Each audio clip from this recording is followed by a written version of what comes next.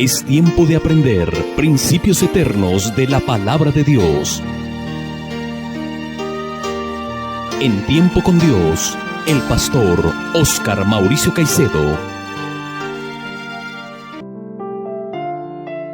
Es una gran bendición poder reunirnos una vez más para estudiar la bendita palabra a través de este medio de comunicación. Antes de iniciar nuestro estudio, amables oyentes, vamos a encomendarnos en oración a nuestro Dios, para que el estudio sea de gran provecho y bendición a nuestra vida. Oremos. Padre Celestial, te damos gracias en este nuevo día que nos regalas, y te bendecimos y te alabamos por darnos esta oportunidad de estudiar hoy tu bendita palabra nuevamente. Te suplicamos, Padre Santo, que abras los ojos de nuestro entendimiento, que permitas que podamos entender y comprender la obra de Cristo a nuestro favor, que nos des crecimiento espiritual y fortalezca nuestra fe para que cada día podamos creer y confiar más en tu Santo Hijo. También te suplico que en este día, si hay alguien que escucha por primera vez de Jesucristo, tú toques su corazón y le permitas entender y comprender su pecado y venir a los pies del Salvador para que sea salvo. Revélate hoy a los que escuchan tu programa y permite que muchos vengan al conocimiento de tu verdad y tu nombre sea glorificado y exaltado por ser tan bueno y misericordioso al salvar a los pecadores con tu palabra. Te pido esto en el nombre glorioso de Cristo, nuestro Señor y Salvador. Amén y amén. Seguimos adelante con el estudio expositivo del Evangelio de Marcos. Continuamos estudiando en el capítulo 6, los versículos 14 al 29. Dice así la palabra de Dios. Oyó el rey Herodes la fama de Jesús, porque su nombre se había hecho notorio, y dijo: Juan el Bautista ha resucitado de los muertos, y por eso actúan en él estos poderes. Otros decían: es Elías, y otros decían: es un profeta o alguno de los profetas. Al oír esto, Herodes dijo: este es Juan, el que yo decapité, que ha resucitado de los muertos. Porque el mismo Herodes había enviado y prendido a Juan, y le había encadenado en la cárcel por causa de Herodías, mujer de Felipe, su hermano, pues la había tomado por mujer. Porque Juan decía a Herodes: no te es lícito tener la mujer de tu hermano. Pero Herodías le acechaba y deseaba matarle, y no podía, porque Herodes temía a Juan, sabiendo que era varón justo y santo, y le guardaba a salvo. Y oyéndole, se quedaba muy perplejo, pero le escuchaba de buena gana. Pero venido un día oportuno, en que Herodes, en la fiesta de su cumpleaños, daba una cena a sus príncipes y tribunos y a los principales de Galilea, entrando la hija de Herodías, danzó y agradó a Herodes y a los que estaban con él a la mesa. Y el rey dijo a la muchacha: pídeme lo que quieras y yo te lo daré. Y le juró: todo lo que me pidas te daré, hasta la mitad de mi reino. Saliendo ella, dijo a su madre: ¿qué pedirle? Y ella le dijo: la cabeza de Juan el Bautista. Entonces ella entró prontamente al rey y pidió diciendo: quiero que ahora mismo me des en un plato la cabeza de Juan el Bautista.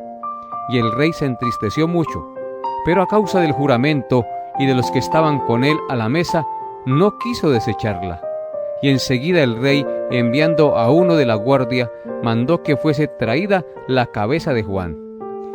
El guarda fue, le decapitó en la cárcel y trajo su cabeza en un plato y la dio a la muchacha, y la muchacha la dio a su madre.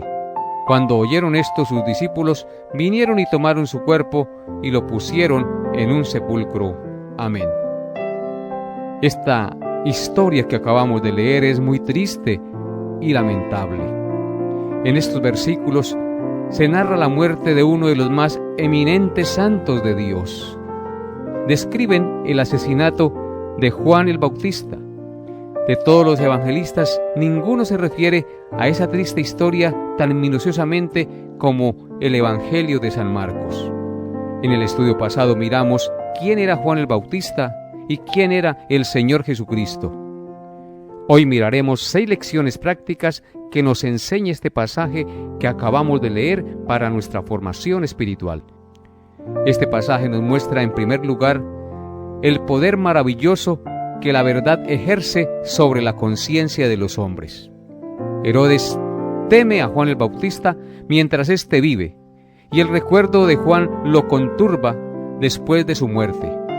Un siervo de Dios, solitario y sin amigos, usando el arma de la verdad de Dios, perturba y aterra a un rey al confrontarlo con su vida pecaminosa.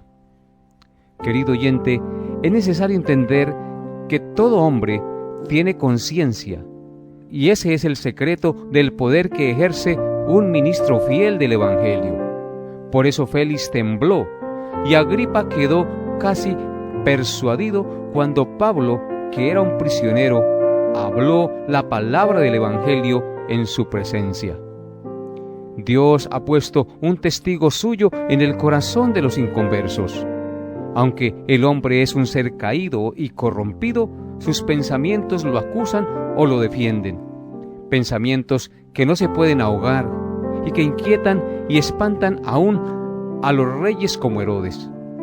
Esto es un aliciente para los ministros que predicamos y enseñamos la verdad de Cristo. Ya podemos estar seguros que nuestro trabajo no es en vano. Puede que los niños sean desatentos en la escuela dominical y los oyentes en las congregaciones descuidados, pero en uno y otro caso, el efecto producido en la conciencia por la palabra de Dios es a menudo mucho más grande de lo que vemos. Al igual que Juan, se verán brotar semillas y dar fruto aún después de su muerte. Vemos, en segundo lugar, en este pasaje, cuán adelantados pueden estar en religión algunas personas y no salvarse por no abandonar un pecado que los domina. Nos dice el texto sagrado que el rey Herodes fue más lejos que muchos. Temía a Juan, sabía que era un hombre justo y santo, y lo observaba, lo escuchaba, y hacía muchas cosas de las que le recomendaba, hasta lo oía con gusto. Pero Herodes no quería dejar de hacer una cosa. No quería cesar en su adulterio.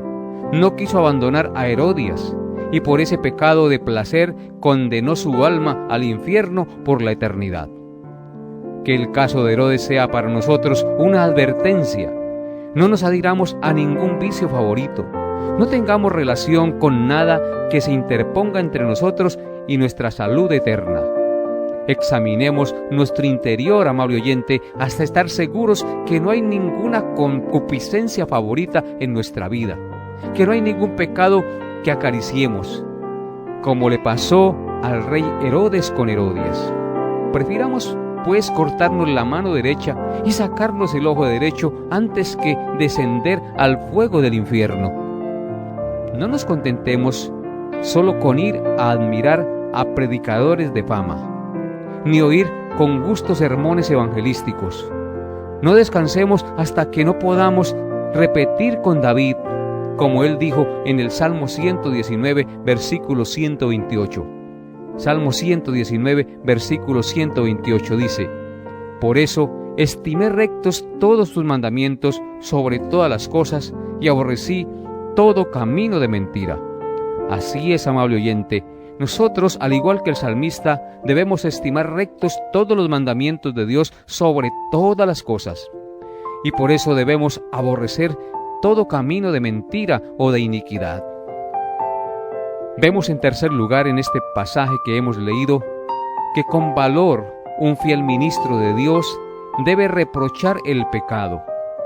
Juan el Bautista habló muy francamente a Herodes de la maldad que cometía. No le dio temor de hacerlo, aunque decírselo pudiera ser imprudente, impolítico, inoportuno o inútil. No lo trató con suavidad, ni intentó disimular la maldad del rey empleando palabras blandas para describir su pecado, sino que le dijo la verdad de frente y sin mirar a las consecuencias que esto le podría traer. Le dijo: no es lícito que tengas a la mujer de tu hermano. Y así, constantemente, Juan le reprochaba su pecado. He aquí un ejemplo que todos los ministros deberían imitar en público y en privado, desde el púlpito y en sus visitas domiciliarias. Deben reprochar todo pecado conocido y amonestar a todos los que viven en él. Quizás esto incomode, quizás se haga impopular, pero esto no nos debe importar. Cumplamos con el deber de denunciar el pecado y dejemos a Dios las consecuencias. No hay duda que se necesita mucha gracia y mucho valor para manejarse así. No hay duda que un acusador como Juan el Bautista debe trabajar con mucho amor y mucha prudencia al cumplir con la comisión que ha recibido de su maestro de amonestar a los pecadores.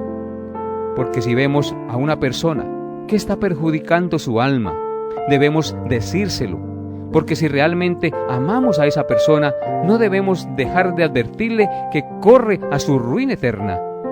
Aunque de pronto a la persona no le guste, después lo entenderá y lo agradecerá y hallaremos gracia ante sus ojos. Ese es nuestro deber. Debemos mostrar el pecado y mostrar el camino para poder salir esa persona del pecado en el que está.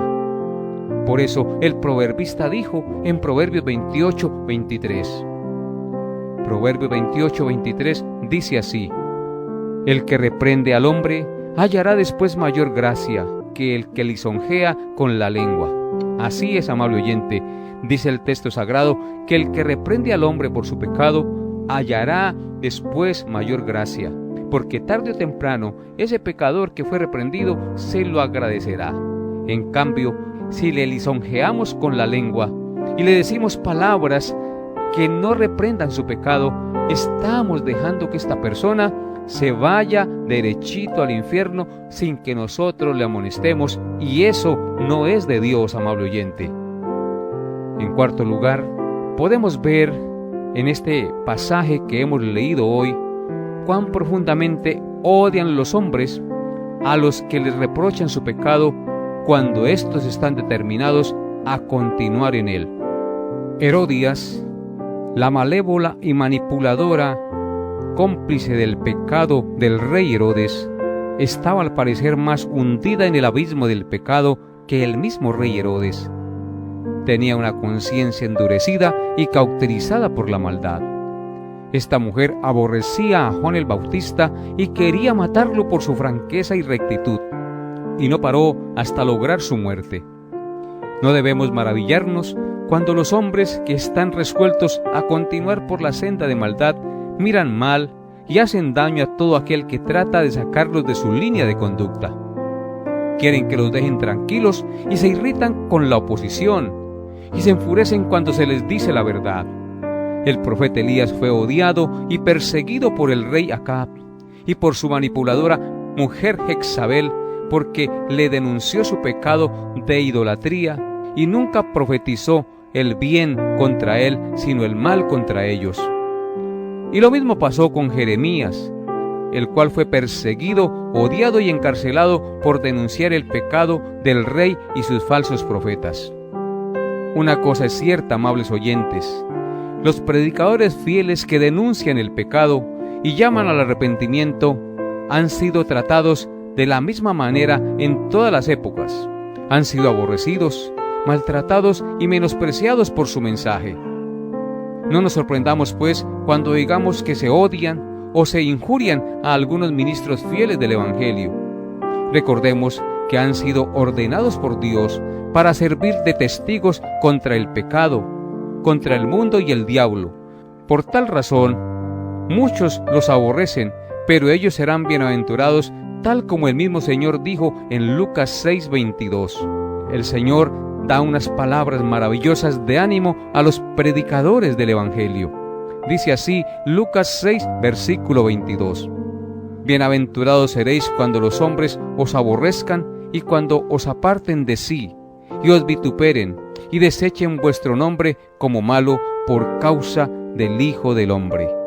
Claramente el Señor dice que los ministros fieles del Evangelio, los que predican el nombre de Cristo, son bienaventurados cuando sean rechazados y odiados por la gente por predicar su bendito Evangelio. Alabado sea el nombre de nuestro buen Dios por darle la gracia a cada ministro del Evangelio de predicar fielmente la palabra de Dios tal como ha sido revelada. Vemos también, en quinto lugar, en este pasaje que hemos leído y estamos estudiando en esta mañana, cuánta influencia tienen en producir el pecado las fiestas y los banquetes mundanos. Herodes celebra su cumpleaños con espléndido banquete. Pasa el día con los convidados comiendo y embriagándose, y al hacer danzar una linda joven frente a él, en un momento de excitación carnal, concede a esta joven impía la petición que le hace de ordenar la decapitación de Juan el Bautista, vendiendo así su alma al infierno por un impulso de su carne. Es probable que el día siguiente Herodes sintió remordimiento de su conducta, pero ya era tarde, lo hecho ya no tenía remedio. Su condenación estaba echada. Amables oyentes, esta es una pintura fiel de las consecuencias que suelen tener las fiestas, las diversiones y las borracheras. En tales ocasiones, cuando las pasiones se encienden por el alcohol, se hacen cosas que se lloran después amargamente. Felices los que se alejan de semejantes tentaciones y evitan presentarle al diablo esas oportunidades que solo traerán amargura y desgracia a sus vidas. Nadie sabe lo que es capaz de hacer un hombre o una mujer una vez que deliberadamente se aventura lejos de los caminos de Dios. Muchos pueden considerar muy inocente permanecer hasta altas horas de la noche en salones llenos de turbas numerosas, gozando de fiestas espléndidas, con música, con danza y licor, y tal vez con drogas.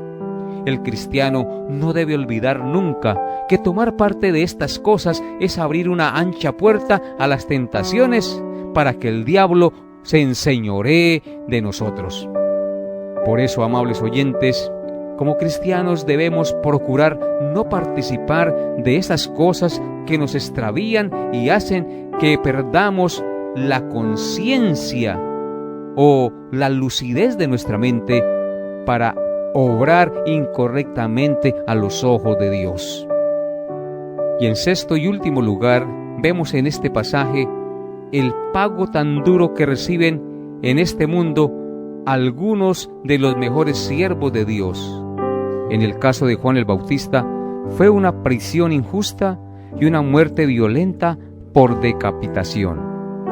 Esos fueron los frutos que recogió Juan Bautista de su labor como siervo de Dios. Juan fue llamado por el Señor a tener el privilegio de ser mártir, sellando su testimonio con sangre, tal como Esteban, que murió apedreado, como Santiago y Pablo y Pedro, y otros de quienes el mundo no fue digno de sus muertes. Alabado sea Dios por estos siervos que nos dejan un tremendo ejemplo de entrega y compromiso con el Señor Jesucristo. Historias como estas han sido escritas para recordarnos que mejores cosas están reservadas para los verdaderos cristianos. Nuestro real descanso, nuestra corona, nuestro salario, nuestro premio, nuestra herencia está del otro lado de la tumba y no en este mundo, amable oyente. Queridos oyentes, aquí en este mundo tenemos que marchar guiados por la fe en la palabra de Dios, no mirando las cosas que se ven, sino las que no se ven, porque las que no se ven son eternas, pero las que se ven son temporales, porque sin fe es imposible agradar a Dios. Creamos de la misma manera que el salmista dijo en el Salmo 73, versículos 25 al 26. Vaya conmigo a la palabra de Dios y lea conmigo estas gloriosas palabras.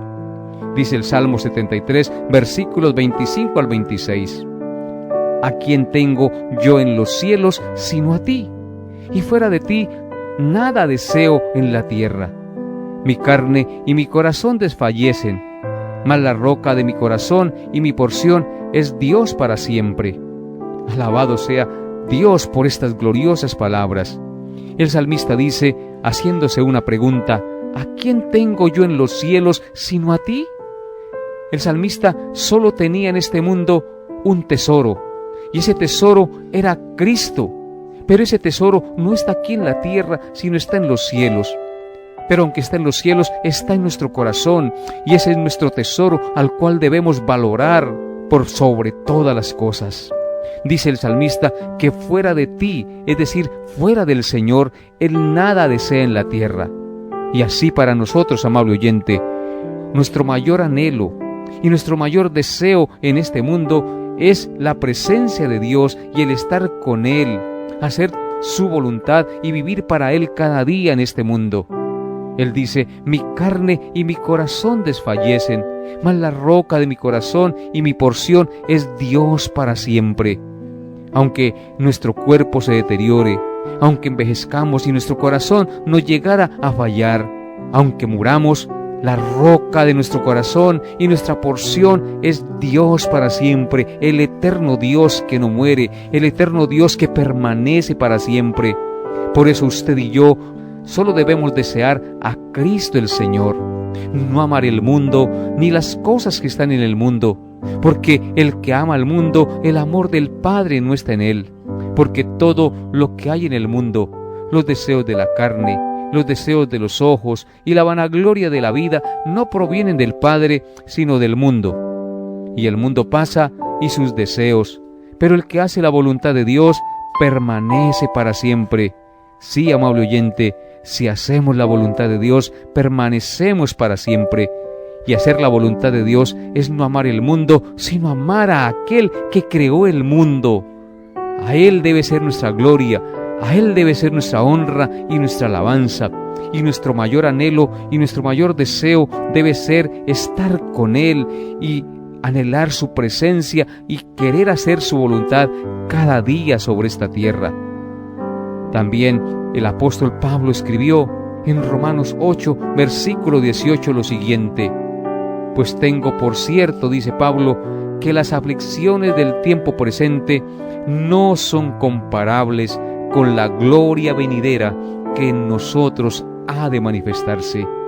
Pablo, que fue perseguido, que fue azotado, que sufrió tanto por predicar el Evangelio, él dice: yo tengo por cierto, como algo seguro, como algo que es realmente verdadero, que las aflicciones del tiempo presente que él había vivido no eran nada comparables con la gloria venidera que en nosotros ha de manifestarse, dice Pablo.